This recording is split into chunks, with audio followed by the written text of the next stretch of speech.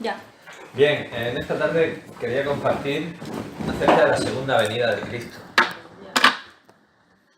Entonces, pues, cuando digo la segunda venida de Cristo, me refiero a la segunda venida de Cristo a la tierra. A la tierra.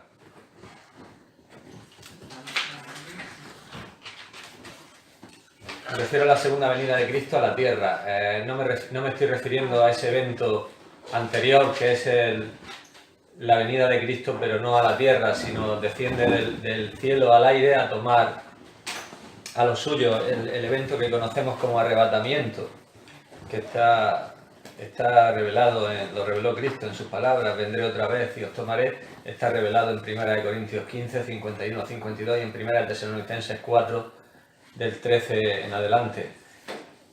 Quiero hablar de la segunda venida de Cristo a la tierra, con poder y gloria, con sus santos y sus ángeles, a establecer su reino sobre esta tierra. Entonces, pues vamos a ir a Apocalipsis, capítulo 19.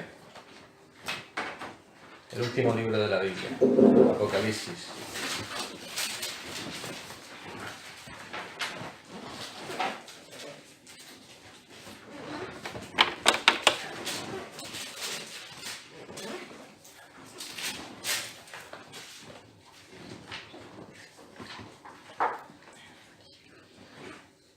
Bueno, vamos a leer a partir del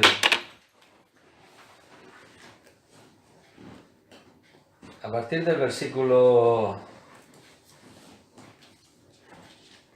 6. Dice: oí como la voz de una gran multitud, como el estruendo de muchas aguas, y como la voz de grandes truenos que decía: Aleluya, porque el Señor nuestro Dios Todopoderoso reina. Gocémonos y alegrémonos y démosle gloria, porque han llegado las bodas del Cordero y su esposa se ha preparado. Y a ella se le ha concedido que se vista de lino fino, limpio y resplandeciente, porque el lino fino es las acciones justas de los santos. Y el ángel me dijo: escribe, bienaventurados los que son llamados a la cena de las bodas del Cordero. Y me dijo: estas son palabras verdaderas de Dios. Yo me postré a sus pies para adorarle, y él me dijo: mira, no lo hagas, yo soy consiervo tuyo y de tus hermanos que retienen el testimonio de Jesús. Adora a Dios, porque el testimonio de Jesús es el espíritu de la profecía. Entonces vi el cielo abierto, y he aquí un caballo blanco, y el que lo montaba se llamaba Fiel y Verdadero, con justicia juzga y pelea. Sus ojos eran como llama de fuego, y había en su cabeza muchas diademas, y tenía un nombre escrito que ninguno conocía sino él mismo. Estaba vestido de una ropa teñida en sangre, y su nombre es el Verbo de Dios. Y los ejércitos celestiales vestidos de lino finísimo, blanco, limpio, le seguían en caballos blancos. De su boca sale una espada aguda para herir con ella a las naciones, y él la regirá con vara de hierro. Y él pisa el lagar del vino, del furor y de la ira del Dios Todopoderoso. Y en su vestidura y en su muslo tiene escrito este nombre: Rey de Reyes y Señor de Señores. Y vi un ángel que estaba en pie en el sol, y clamó a gran voz diciendo a todas las aves que vuelan en medio del cielo: venid y congregaos a la gran cena de Dios, para que comáis carnes de reyes y de capitanes, y carnes de fuertes, carnes de caballos y de sus jinetes, y carnes de todos, libres y esclavos, pequeños y grandes. Y vi a la bestia, a los reyes de la tierra y a sus ejércitos reunidos para guerrear contra el que montaba el caballo y contra su ejército. Y la bestia fue apresada, y con ella el falso profeta, que había hecho delante de ella las señales con las cuales había engañado a los que recibieron la marca de la bestia y habían adorado su imagen. Estos dos fueron lanzados vivos dentro de un lago de fuego, que arde con azufre. Los demás fueron muertos con la espada que salía de la boca del que montaba el caballo, y todas las aves se saciaron de las carnes de ellos. Bien, nos vamos a quedar aquí, ¿vale? Nos quedamos aquí. Y luego a continuación viene el establecimiento del reino milenial de Cristo, ¿no? Pero nos quedamos aquí porque aquí tenemos material, ¿no? para meditar en esta tarde, ¿no? Lo primero que a partir del versículo 11 está la segunda venida de Cristo a la tierra, ¿no? Vi el cielo abierto. Lo primero que el apóstol Juan ve es el cielo abierto. La piedra está a punto de caer. Jesucristo es comparado en muchas partes de la Escritura con una piedra, como una piedra, ¿no? Se simboliza a Jesucristo como una piedra. Dice el Salmo 118, la piedra que los edificadores desecharon ha venido a ser cabeza de ángulo, ¿no? Esto se refiere a la primera venida de Cristo. Aquellos que debían de haberse apropiado y haberse beneficiado de la venida de esa piedra de fundamento, de esa piedra estable, de esa piedra angular, pues en vez de hacer esto, lo que hicieron fue rechazarlo, ¿no? Dijeron, fuera, fuera, no le queremos, crucifícale, dijeron a Pilato, ¿no? Entonces, esa piedra, Dios el Padre la ascendió porque ese pasaje que he leído dice que la piedra que los edificadores desecharon, Dios la hizo cabeza de ángulo, pero esa piedra actualmente está en el cielo. Actualmente los ojos de la fe miran esa piedra de fundamento que está allí en el cielo, pero esa piedra, no olvidemos que esa piedra vino para establecerse en la tierra como Rey de Reyes y Señor de Señores, pero en ese momento no lo hizo porque fue rechazado y fue desechado. Entonces actualmente el ojo de la fe mira esa piedra exaltada y la contempla y la reconoce como el fundamento de su iglesia, como el fundamento de su vida, ¿no? Dice también acerca de Cristo como la piedra que en su primera venida muchos tropezarían y caerían. Sería piedra de tropiezo, ¿verdad? Eso nos lo dice Isaías 8, que él era piedra de tropiezo y roca que haría caer. Esto fue cuando él vino con su bondadosa gracia. En vez de venir como un monarca irresistible a derrotar a todos sus enemigos, él vino humilde, él vino a soportar vituperios, a soportar falsas acusaciones, a soportar que le escupieran, que le golpearan, que se burlaran de él.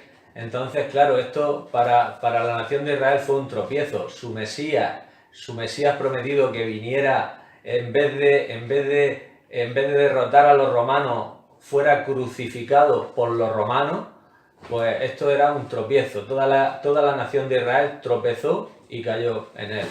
Cayó y fue quebrantado, ¿no? Y donde quiera que desde entonces han estado los judíos, han confirmado, ¿no? que ellos fueron quebrantados, ellos han sido quebrantados, despojados, esparcidos, vagando por todas partes, casi sin ser recibidos en ninguna parte. Han sido tratados de exterminar en muchísimas ocasiones, en distintos imperios lo han tratado de exterminar, ¿no? También nos dice que en la aparición de esa segunda piedra, nos dice también Isaías 28 y también Zacarías, nos dice que en la aparición de esa piedra por segunda vez, la nación de Israel sería restaurada y sería exaltada. Pero ¿qué hay de las naciones? Estamos hablando de Israel, pero ¿qué hay de las naciones gentiles? Israel tropezó en él, cayó, fue quebrantado. Pero porque dice la profecía que el que cayere sobre esa piedra será quebrantado. Pero también dice la profecía que sobre el que cayere esa piedra lo desmenuzará. Entonces, las naciones gentiles durante todo este tiempo han estado escuchando el Evangelio y la gran masa pues no ha creído en el Evangelio. La gran masa de las naciones gentiles no ha creído en el Evangelio.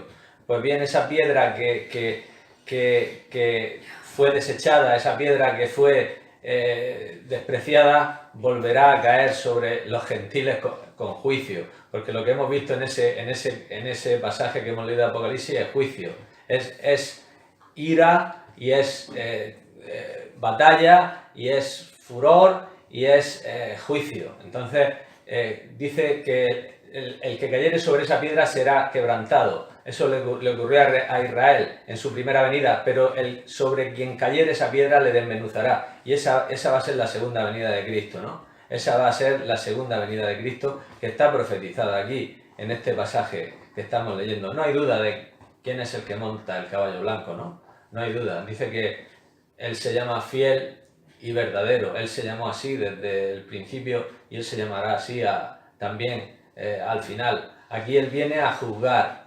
Él viene a juzgar el mundo. Estos juicios que tenemos aquí, que acompañan a la venida de Cristo, que preceden en los capítulos anteriores a este capítulo 19, no son los juicios ante el gran trono blanco. Los juicios ante el gran trono blanco los tenemos al final del capítulo 20, después del reinado mesiánico de Cristo en la tierra. Estos juicios son los juicios de este mundo impío, de este mundo con su política corrupta, con su religión apóstata. Son los juicios de este mundo. Son los juicios que van a caer sobre este mundo impío, como digo. Este mundo Dios lo ha entregado para que sea gobernado por los hombres. Dios ha establecido las autoridades, porque dice Romanos 13 que no hay autoridad sino de parte de Dios, y las que hay han sido establecidas por Él. Entonces este mundo sigue siendo del Señor. El Señor no ha abdicado a reinar sobre este mundo, sobre este planeta, tierra, en absoluto, porque el Señor, dice la palabra de Dios, que todo es suyo, mío es todo, todo es mío, todo es mío, todo lo que ves es mío, todo el cielo, la tierra, el oro, la plata, los mares, las estrellas, todo es suyo, todo le pertenece a Él. Él ha delegado autoridad en el hombre, lógicamente, porque el hombre, Dios le ha permitido que gobierne y que se enseñoree. Ese era el propósito de Dios, pero que gobierne para Dios, lógicamente. El hombre, lejos de gobernar para Dios, ha gobernado para sí mismo, ha gobernado para satisfacerse, ha gobernado de acuerdo a los principios satánicos de fuerza, orgullo, egoísmo, ambición, placer, y no ha gobernado según los principios divinos. Pero no pensemos que Dios ha abdicado de recuperar lo que es suyo. Él viene aquí a recuperar lo que es suyo. Cuando se abre el libro en el capítulo 6, ese es el libro del título de propiedad de la tierra. Entonces, conforme se van abriendo esos sellos, van viniendo una oleada de juicios masivos sobre la tierra, porque Él va a recuperar lo que es suyo. Él va a recuperar lo que es suyo. El hombre impío ha usurpado, inducido por Satanás y por su orgullo y por las mentiras satánicas. El hombre ha hecho de este mundo lo que vemos, una completa confusión, un completo caos. Todo lo que el hombre ha tocado lo ha destrozado, ha destrozado el gobierno del mundo, la política, ha destrozado la economía del mundo, ha destrozado, no hay nada bueno, no hay nada bueno en este mundo, absolutamente nada. Pero no pensemos que Dios va a permitir que el pecado y que la maldad sigan campando a sus anchas y sigan los hombres haciendo lo que quieren con aquello que es de Dios. Dios va a tomar posesión de lo que es suyo, y el libro de Apocalipsis es el libro en el cual ese libro precisamente que está en la mano de aquel que está en el trono, que es el título de propiedad, el título de redención de la tierra, el Cordero lo toma, y empiezan a desatarse juicios masivos, los juicios de los sellos, los juicios de las trompetas, los juicios de las copas, y acaban con esta venida de Cristo a la tierra para ya tomar posesión. Después de todos los juicios introductorios a la segunda venida, Él viene, sin ninguna duda que Él viene, ¿no? Y que Él como digo, no hay duda de que aquí el que monta el caballo blanco es Él, ¿no? Él viene a juzgar con justicia al mundo. Y luego pasa a describirnos ese glorioso jinete, ¿no? En primer lugar nos dice que sus ojos son como llama de fuego. Y es cierto que nada escapa de la llama escrutadora, ¿no? del Señor Jesucristo. Nada escapa, ¿no? Sus ojos penetran hasta lo profundo, ven hasta lo profundo. ¿Qué necedad manifiestan los hombres cuando piensan que algún pecado es secreto solo porque permanece oculto de los hombres? Dice el profeta Amós, dice: pusiste nuestras maldades delante de ti, nuestros hierros a la luz de tu rostro. Delante de Dios no hay ningún secreto, ¿no? Dice que Él juzgará un día los secretos de los hombres, lo más íntimo del pensamiento de los hombres. Todos tendrán que dar cuenta, todo hombre tendrá que dar cuenta. Aquellos que no hayan sido juzgados sus pecados en Cristo en la cruz, todos tendrán que ser descubiertos. Todo pensamiento, toda palabra, toda acción, todo va a quedar a la luz. Lo que se ha hecho en tinieblas, todo va a quedar a la luz. Lo más escondido, los pensamientos, todo. Dice que no hay cosa oculta que no haya de manifestarse. Entonces, todo. Él tiene ojos como llama de fuego. Él va a descubrirlo todo. Él va a ponerlo y él va a juzgarlo todo. Todo aquel que no hayan sido juzgados sus pecados en la cruz, van a ser juzgados a la luz y va a ser sacado todo a la luz. Y no va a haber nada escondido, ¿no? Porque sus ojos son como llama de fuego. Y el fuego penetra hasta lo profundo, ¿no? Y ese es el Cristo,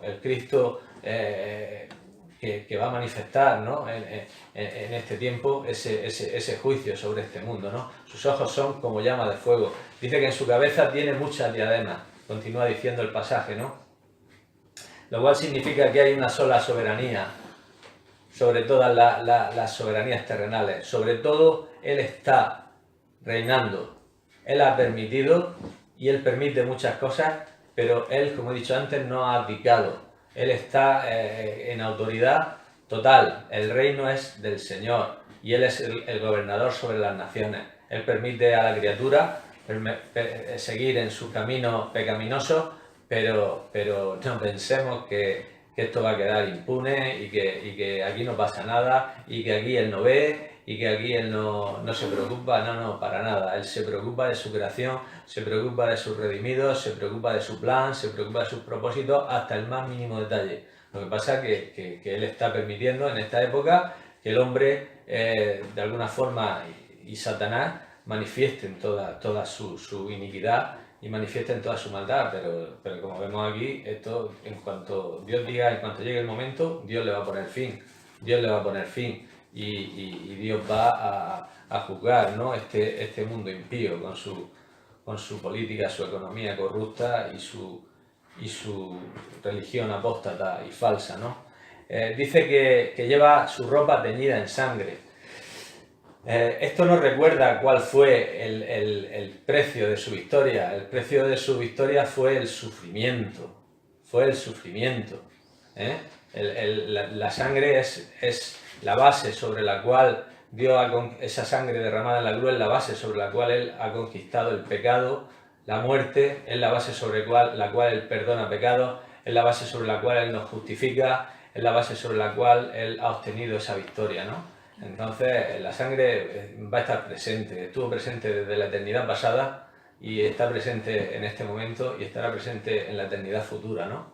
Porque en virtud de esa sangre que Él nos ha redimido, ¿no? Para Dios, de todo linaje, de toda lengua, de todo pueblo y de toda nación, ¿no?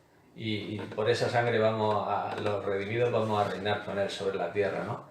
Dice que le siguen los ejércitos celestiales, ¿no? Vestidos de lino blanco, resplandeciente. Aquí entre estos ejércitos va la Iglesia, porque la Iglesia, como hemos visto antes de la venida de Cristo, se han producido unas bodas en el cielo, que son las bodas del Cordero.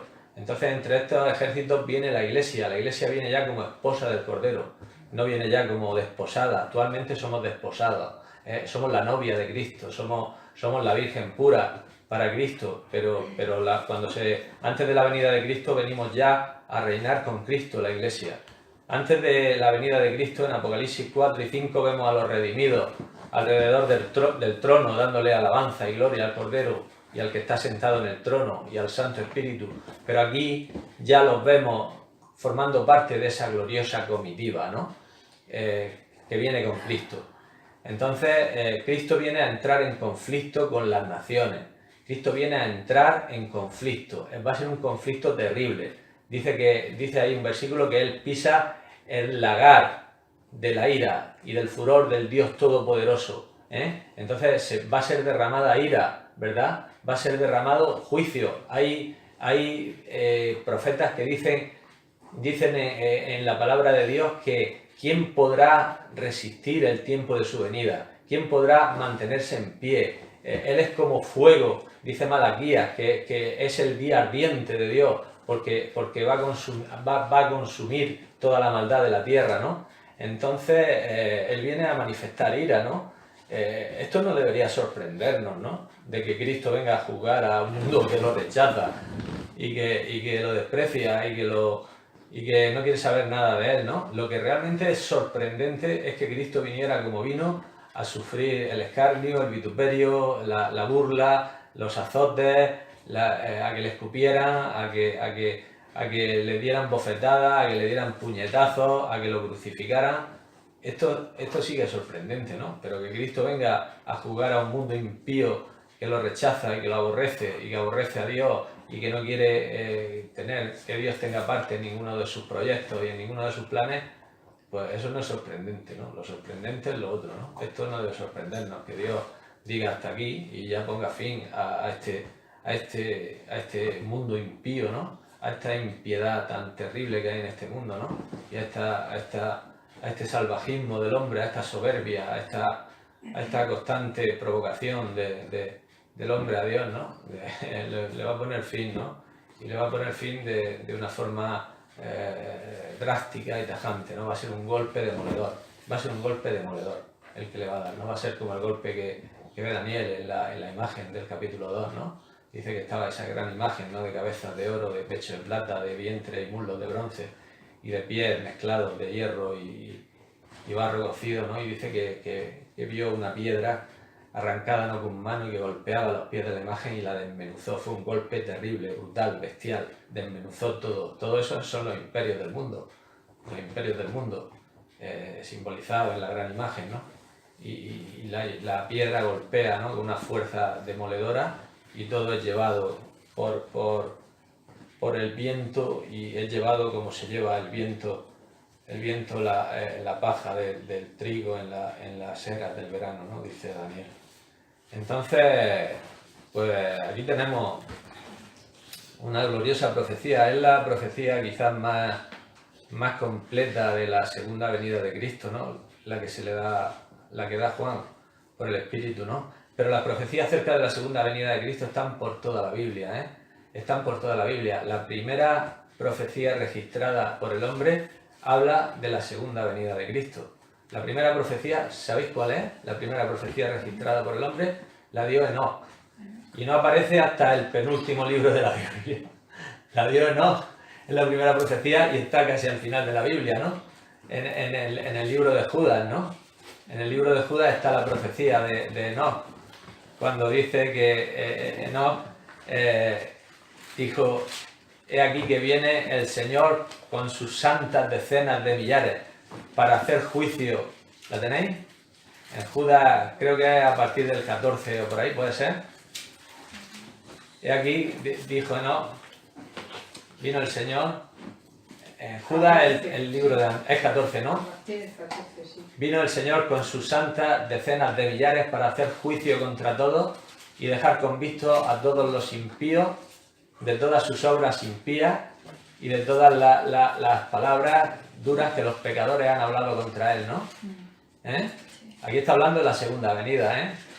Esta profecía la dio Enoc, no está registrada en ninguna parte de la Biblia, la registra aquí Judas, en el penúltimo libro, ¿no? Pero esta es la primera profecía registrada, dada por el hombre, porque en Génesis Dios, antes de eso, Dios había dado profecía en el huerto, ¿no? Cuando dijo que la simiente de la mujer heriría, en Génesis 3:15, heriría a la cabeza a la simiente de la serpiente, ¿no? Pero esta es la profecía primera registrada por el hombre, que dio el hombre. Entonces es esta, habla de la segunda venida de Cristo.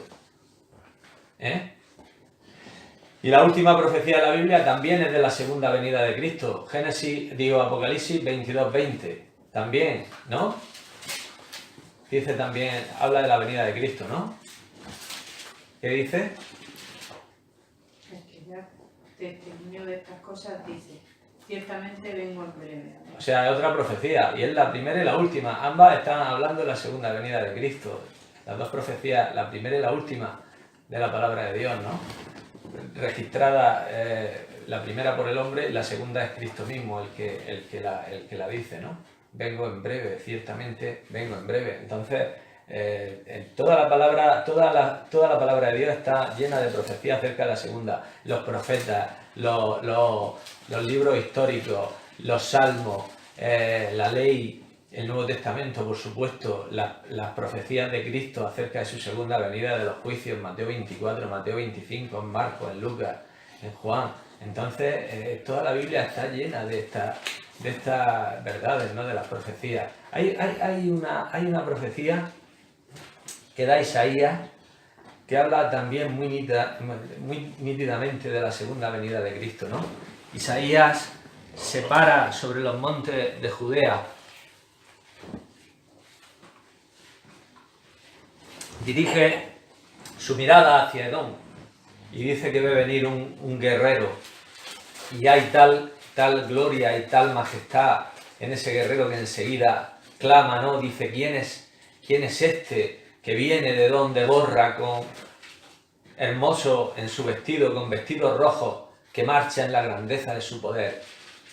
Y el guerrero, vamos a leerlo, venga, que no sea yo el que lo diga. Isaías 63. Isaías 63.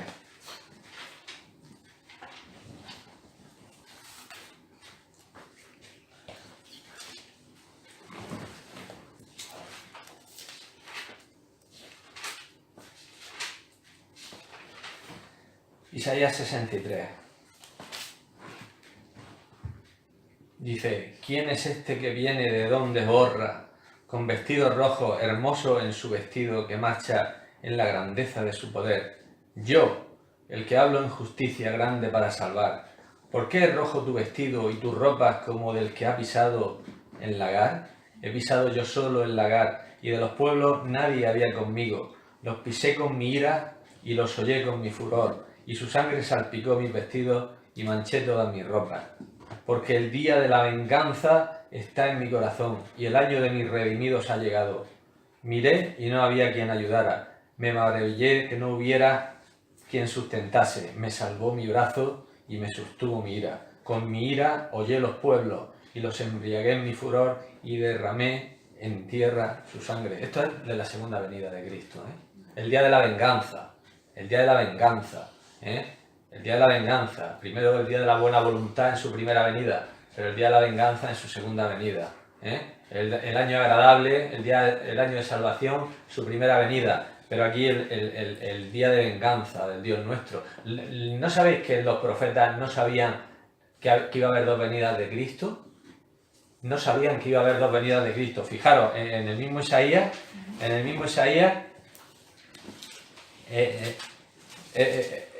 dos capítulos antes, el 61, las palabras que dijo Cristo. El 61.1 dice, el Espíritu de Jehová el Señor está sobre mí porque me ungió Jehová. Me ha enviado a predicar buenas nuevas a los abatidos, a vendar a los quebrantados de corazón, a publicar libertad a los cautivos y a los presos apertura de la cárcel, a proclamar el año de la buena voluntad de Jehová. Aquí se paró Cristo. Aquí se paró Cristo. Pero es que si sigues, fíjate lo que dice, y el día de venganza del Dios nuestro. O sea, a veces los profetas del Antiguo Testamento contemplaban en un mismo horizonte la primera y la segunda venida. Ellos no sabían que iba a haber dos venidas de Cristo. El primero que dijo que iba a haber dos venidas de Cristo fue Cristo. Fue Cristo.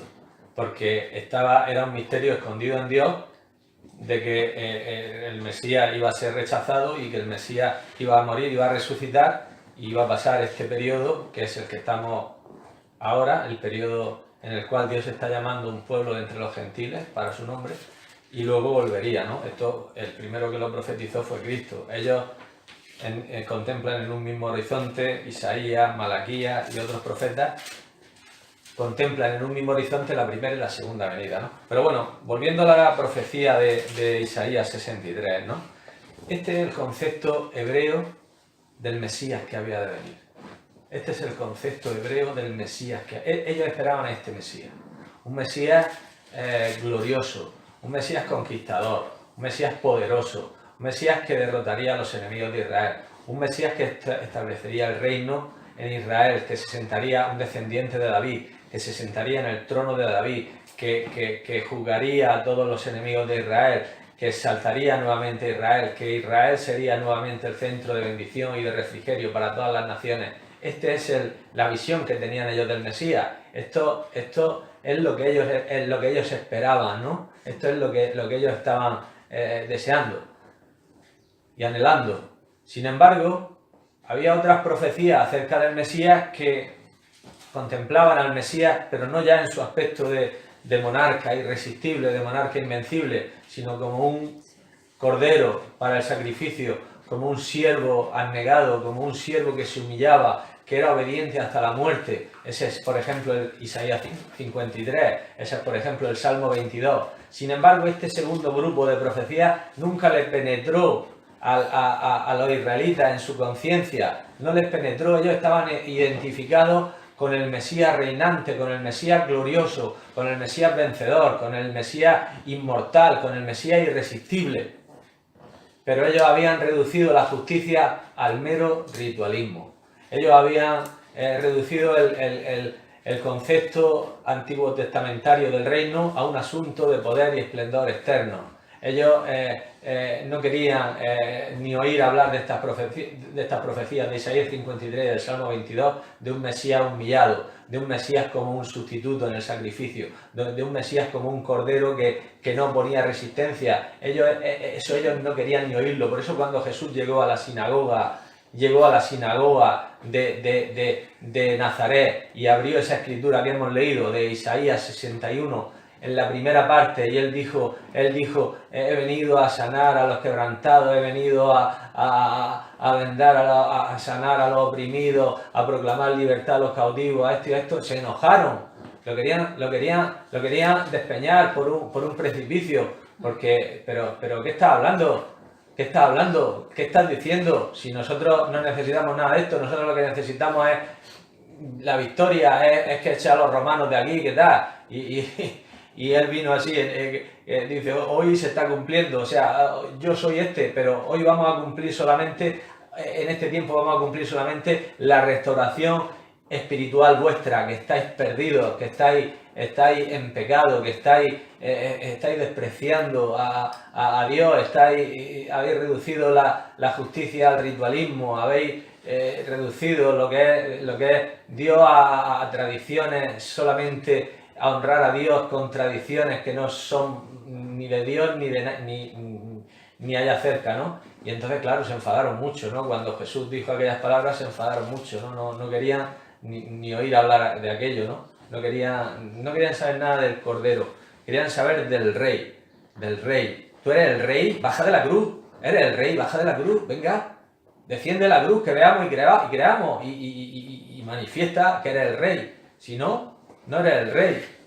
Es el rey, pero era también el Cordero del sacrificio. Entonces ellos no querían mucho con el Cordero, ellos querían el Rey glorioso, el Rey poderoso, ¿no?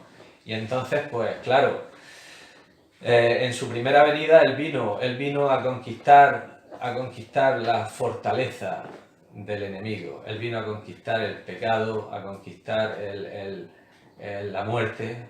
Él descendió a lo más profundo, a la más profunda oscuridad. No hubo quien le ayudara, como hemos visto, no hubo quien ayudara, no hubo quien socorriera. Él sufrió lo que ninguna mente humana es capaz de comprender, pero por medio de ese sufrimiento, él obtuvo la victoria sobre el pecado y sobre la muerte, que era esencial. Era la obra principal antes de venir como monarca irresistible. Él tenía que conquistar esa fortaleza del enemigo, ¿no? Entonces, actualmente él está recogiendo el fruto de su victoria, ¿no?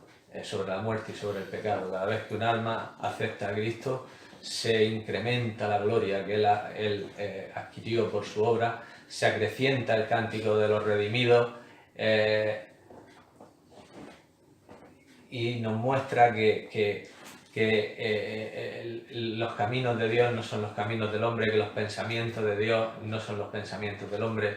Dios tenía el propósito de que en su primera venida Cristo muriera y resucitara, y que por medio de esa muerte y de esa resurrección obtuviera una victoria, que por medio de esa victoria sería el puente para llegar a esta segunda victoria en su segunda venida. Si Cristo no hubiera venido en su primera venida a conquistar el pecado nunca podría ser desterrado de su creación, el pecado nunca podría ser proscrito de su creación, El pecado nunca podría ser juzgado en su segunda venida si él no hubiera juzgado primero el pecado en la cruz. El pecado tuvo que ser ganado en el juicio de la cruz, pero todavía queda la ejecución de la sentencia. ¿Os dais cuenta de que hay muchas sentencias que se pronuncian y no se ejecutan inmediatamente? Casi todas.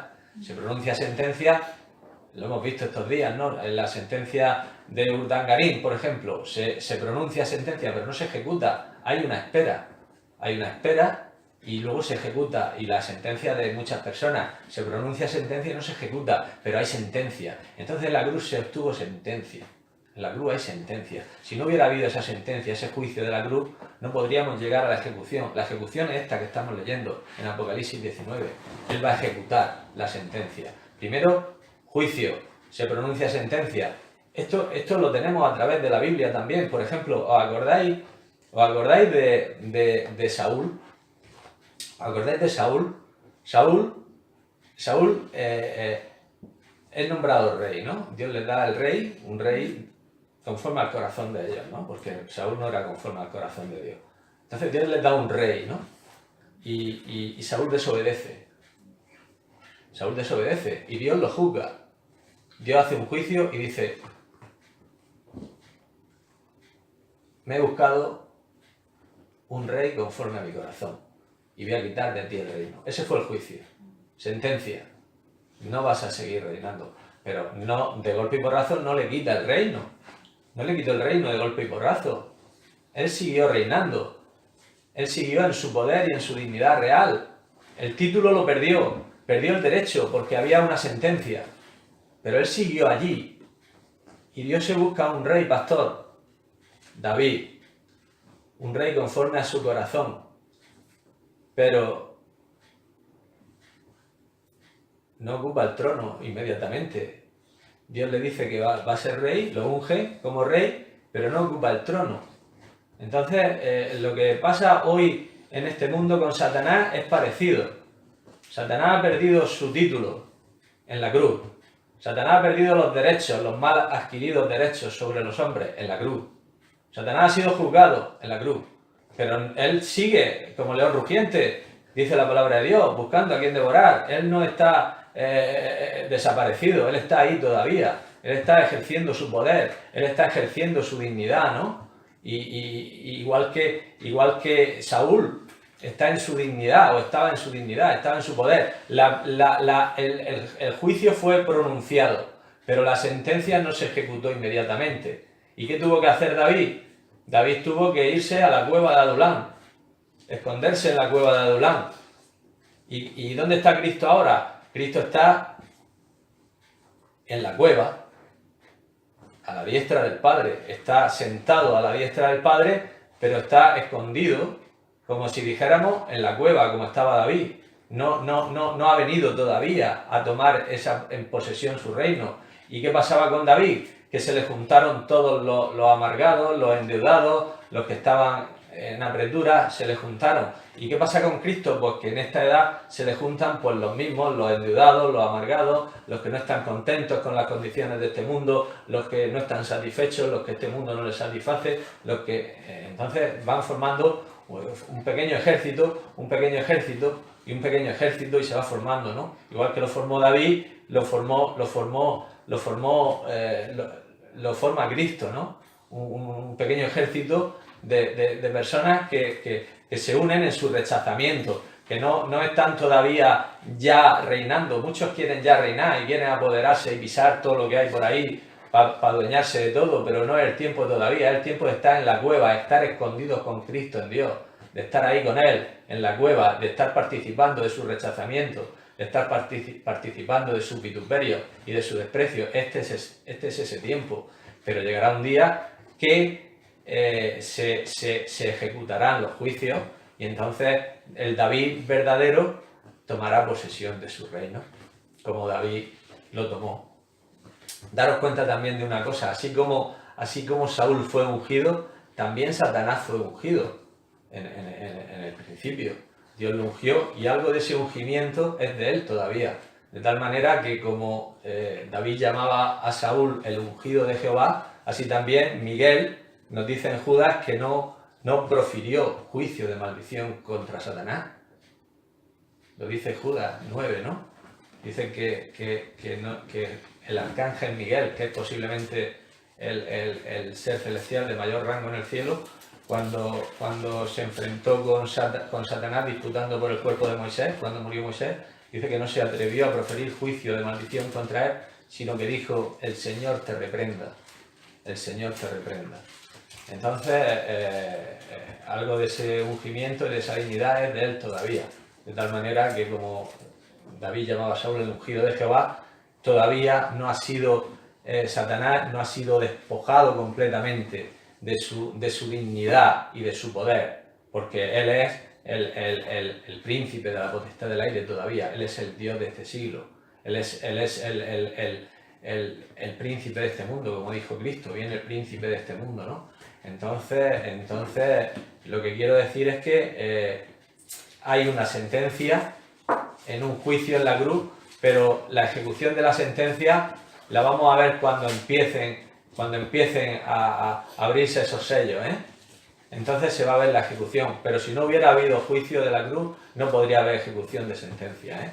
Entonces lo que tenemos en este libro es el desarrollo de esa ejecución. Lo que tenemos en el libro del Apocalipsis es la ejecución de la sentencia. Primero en Apocalipsis 12 vemos que Satanás es expulsado del cielo a la tierra. Satanás es confinado, ya no se le permite el acceso a Dios. Hasta ahora Satanás, ¿sabéis que tiene acceso a Dios? ¿Lo sabéis? Que nos acusa de día y de noche, igual que hizo con Job, ¿no? Se presentó y dice: hombre, no te va a honrar, Job, si lo tienes, lo proteges, le das todo, no te va a honrar, ¿no? Y entonces él sigue, porque Cristo dijo a Pedro: Simón, Simón, Satanás os ha pedido para zarandearos. ¿A quién ha pedido Satanás? ¿A quién? A Dios, claro, a Dios. Entonces él tiene acceso. Entonces en Apocalipsis vemos la ejecución de los juicios. En Apocalipsis 12 él es confinado a la tierra.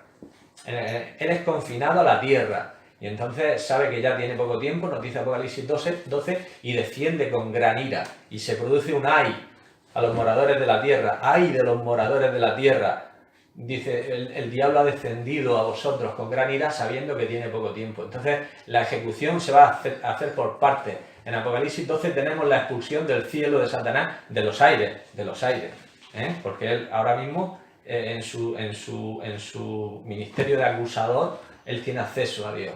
Entonces él va a ser ya expulsado, ya no va a ser, dice Apocalipsis 12:9 que ha sido echado fuera el acusador, el que los acusaba delante de Dios de día y de noche, ¿no? De día y de noche estaba acusándonos delante de Dios. Entonces esa es la primera ejecución. La segunda ejecución la tenemos aquí en su venida, cuando estos dos agentes de Satanás, la bestia y el falso profeta, son lanzados al lago de fuego. La tercera ejecución la tenemos en Apocalipsis 20, donde dice que Satanás es atado por 1000 años.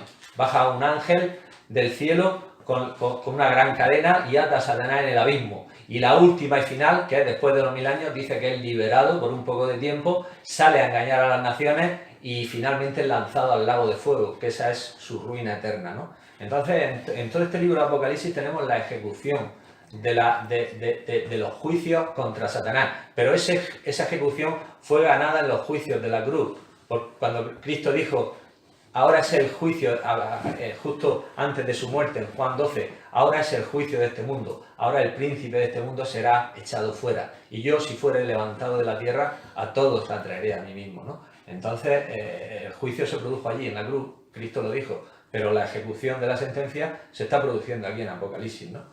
Y la consumación de esos juicios llega en este capítulo 19 y en el siguiente, en el 20, ¿no? Y entonces, pues, tengo mucho que hablar todavía, pero podemos parar y seguimos el próximo día, ¿vale? Pues no quiero tampoco agobiaros mucho, ¿no? En un solo día. Entonces, el día siguiente seguimos hablando de la segunda venida, ¿vale? ¿Os parece bien? Sí.